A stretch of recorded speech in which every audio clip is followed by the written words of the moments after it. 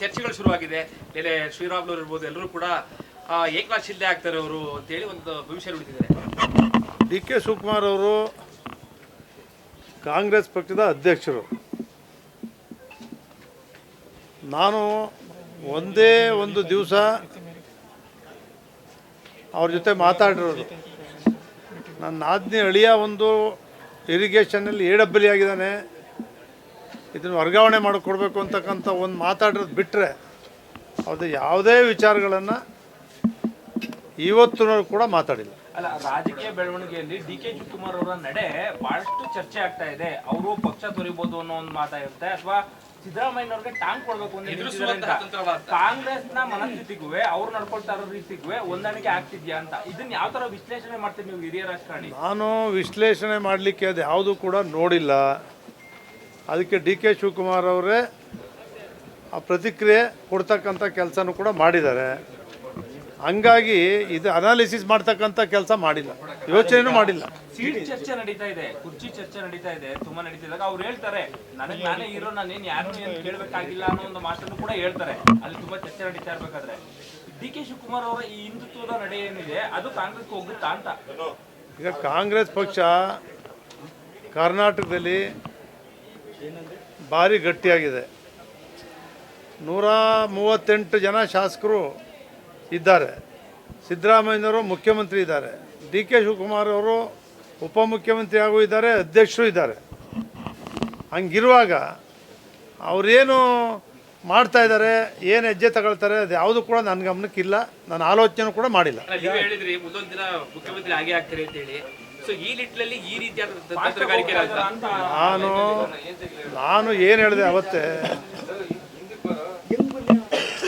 ಭಾಳ ಜನ ನಾವು ಮುಖ್ಯಮಂತ್ರಿ ಆಗಬೇಕು ಅಂತಕ್ಕಂಥ ಆಸೆಗಳನ್ನು ಇಟ್ಕೊಂಡಿರ್ತಕ್ಕಂಥದ್ದು ಯಾರಿಗೂ ಕೂಡ ತಪ್ಪಲ್ಲ. ನಾನು ಆವತ್ತೇ ಹೇಳಿದೆ, ಸಿದ್ದರಾಮಯ್ಯನವರು 2004ರಲ್ಲಿ ಒಂದು ಬಾರಿ, ಇನ್ನೊಂದು ದೇವೇಗೌಡರು ಪ್ರಧಾನಮಂತ್ರಿ ಆದಾಗ 96ರಲ್ಲಿ ಮುಖ್ಯಮಂತ್ರಿ ಆಗ್ತಾರೆ ಅಂತೇಳಿ, 96ರಲ್ಲಿ ಆಗ್ತಾರೆ ಅಂತೇಳಿ MLAಗಳೆಲ್ಲ ಸೈನ್ ಹಾಕ್ಕೊಟ್ಟಿದ್ದು. ಆವತ್ತಾಗಲಿಲ್ಲ. 2004ರಲ್ಲಿ ಆಯ್ತಾರೆ ಅಂದರು. ಅವರೇ ಮುಖ್ಯಮಂತ್ರಿ ಅಂತ ಚುನಾವಣಾ ಪ್ರಚಾರದಲ್ಲಿ ನಾವೆಲ್ಲರೂ ಕೂಡ ಪ್ರಚಾರ ಮಾಡಿದ್ವಿ. ಸಿದ್ದರಾಮಯ್ಯನವರೇ ಮುಖ್ಯಮಂತ್ರಿ ಅಂತೇಳಿ. ಧರ್ಮಸಿಂಗ್ ಆದರು, ಇವರು ಉಪಮುಖ್ಯಮಂತ್ರಿ ಆದರು. ಹಾಗೆ ಈಗ ಸಿದ್ದರಾಮಯ್ಯನವರು ಮುಖ್ಯಮಂತ್ರಿ ಆಗಿದ್ದಾರೆ, ಡಿ ಕೆ ಶಿವಕುಮಾರ್ ಅವರು ಉಪಮುಖ್ಯಮಂತ್ರಿ ಆಗಿದ್ದಾರೆ. ಅವ್ರಿಗೆ ಯಾವತ್ತು ಅದೃಷ್ಟ ಒಲ್ದು ಬರುತ್ತೆ ಅವತ್ತು ಆಗ್ತಾರೆ ಅಂತ ಹೇಳಿದ್ದೀನಿ. ಈಗ GT sir palace board DD ಪತ್ರಕರ್ತ ಕ್ಯಾಮ್ರಾಮನ್ ಮೇಲೆ ಯಾವಾಗ ಮೊನ್ನೆ ಸರ್ ಆಗಿರೋದು ಒಂದು ನ್ಯೂಸ್ ವಿಚಾರವಾಗಿ ರಿಯಾಕ್ಷನ್ ಕೇಳೋಕೆ ಹೋಗಿದ್ದಾಗ ಅವ್ರ ಕಡೆ ಹಲ್ಲೆ ಮಾಡಿದ್ದಾರೆ ಸರ್. ಹಲ್ಲೆ ಮಾಡಿದ್ದಾರೆ, FIR ಕೂಡ ಆಗಿದೆ ಸರ್. ಈ ವಿಚಾರವಾಗಿ ನಾನು ನೋಡಿಲ್ಲ.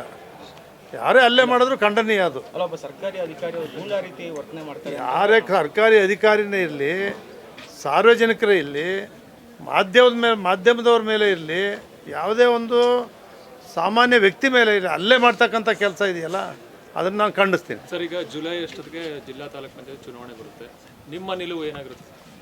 ನನ್ನ ನಿಲುವೇನು,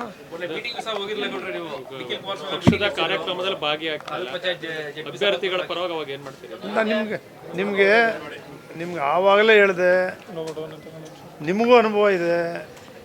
ಮೈಸೂರು ನಗರದಲ್ಲಿ ಚಾಮರಾಜ ಕ್ಷೇತ್ರ, ಕೃಷ್ಣರಾಜ ಕ್ಷೇತ್ರ, ನರಸಿಂಹರಾಜ ಕ್ಷೇತ್ರ 3 ಸಿಟಿ ಒಳಗಡೆ ಇದ್ದಾವೆ. ಅಲ್ಲೂ 5 ವಾರ್ಡ್ ಸೇರಿದೆ ನನಗೆ. ಸುತ್ತ ಈಗ ಬಂದಿರ್ತಕ್ಕಂಥ 700-800 ಬಡಾವಣೆಗಳೆಲ್ಲ ಚಾಮುಂಡೇಶ್ವರಿ ಬರ್ತವೆ. ಅತ್ಲಿಂದ ಆ ಕಡೆ ಗುಮ್ಚಹಳ್ಳಿಗೆ ಹೋಗೋಕ್ಕೆ 40 ಕಿಲೋಮೀಟ್ರ್ ಆಯ್ತದೆ. ರಾಮನಹಳ್ಳಿ ಸಾಗರಕಟ್ಟೆ 30 ಕಿಲೋಮೀಟ್ರ್ ಆಯ್ತದೆ. ಈ ಕಡೆ ವರುಣ, ಈ ಕಡೆ ನಂಜನಗೂಡು, ಶ್ರೀರಂಗಪಟ್ಟಣ, ಹಿಂಗೆ ನನ್ನ ಕ್ಷೇತ್ರ ಭಾರಿ ದೊಡ್ಡ ಕ್ಷೇತ್ರ ಆಗ್ಬಿಟ್ಟಿದೆ. ಸಮಸ್ಯೆಗಳು ಆಗ್ರ ಆಗಿದೆ. ಹಂಗಾಗಿ ರಾಜಕೀಯದ ಬಗ್ಗೆ ನಾನು ಯಾವುದೂ ತಲೆ ಕೆಡಿಸ್ಕೊಂಡಿಲ್ಲ. ಪಕ್ಷದ ಪರವಾಗಿ ನೀವು ಇದು ಮಾಡ್ತೀರಾ? ನಾನು ನೆಮ್ಮದಿಯಾಗಿ ಅಭಿವೃದ್ಧಿ ಮಾಡ್ತಕ್ಕಂಥದ್ದು ಒಂದೇ ಗುರಿ, ಬೇರೆ ಯಾವುದೂ ಇಲ್ಲ, ಯಾವ ವಿಚಾರನೂ ಇಲ್ಲ. ನಿಮ್ಗೆ ಗೊತ್ತು, ಚುನಾವಣೆಯಲ್ಲಿ ಪಕ್ಷದ ಪರವಾಗಿ ಪ್ರಚಾರಕ್ಕೆ ಹೋಗ್ತೀವಿ. ಚುನಾವಣೆ ಬಂದಾಗ ನೋಡೋಣ. ನಮಸ್ಕಾರ.